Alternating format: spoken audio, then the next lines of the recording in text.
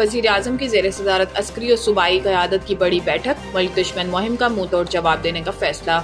ज़राए के मुताबिक दहशतगर्दी के खिलाफ हुकूमत ने वाज़ेह और दो टोक मौक़िफ़ पर गुज़िश्ता रोज़ वज़ीर आज़म हाउस में इजलास हुआ, जिसमें अस्करी और सिविल क़यादत चारों सूबों बशमूल आज़ाद कश्मीर और गिलगित बल्तिस्तान से भी नुमाइंदे शरीक हुए।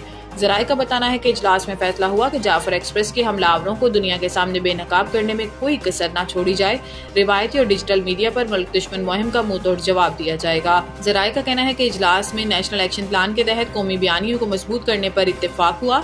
यह फैसला भी हुआ कि दहशतगर्दों और शरपसंदों के सदेबाब के लिए मौसर और सरगर्म बयानियां बनाने की हिदायत दी जाएंगी। कौमी बयानियों और मुल्क की सलामती के खिलाफ किसी भी किस्म के मवाद का सदेबाब किया जाएगा। ज़राए का कहना है कि मुल्क की सलामती और हमांगी के लिए तमाम सूबों का ताउन और आपसी रवाबित बढ़ाने पर इत्तेफाक हुआ।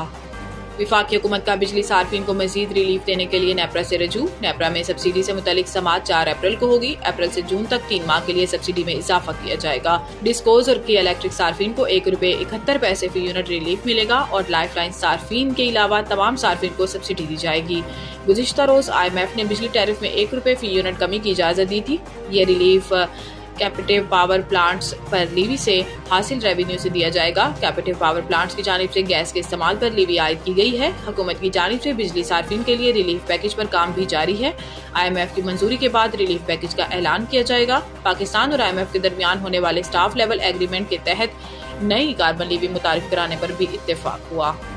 बजट 2025-26 टैक्स महसूलात का हदफ 15,270 अरब रुपए मुकर्रर। ज़राए के मुताबिक वजारत खजाना ने FBR की टैक्स वसूलियों में बड़े इजाफे का तखमीना लगाते हुए नए माली साल में टैक्स महसूलात का हदफ 15,270 अरब रुपए मुकर्रर किया है। रवा माली साल के मुकाबले में नए माली साल के लिए 2,300 अरब रुपए इजाफे का तखमीना है। गुज़िश्ता माली साल में FBR की टैक्स वसूलात 9,311 अरब रुपए रही। ताहम आइंदा माली साल के लिए बराह रास्त टैक्स वसूली का तखमीना 6,570 अरब रुपए है। रवा माली साल के लिए बराह रास्त टैक्स वसूली का हदफ 5,512 अरब रुपए मुकर्रर है।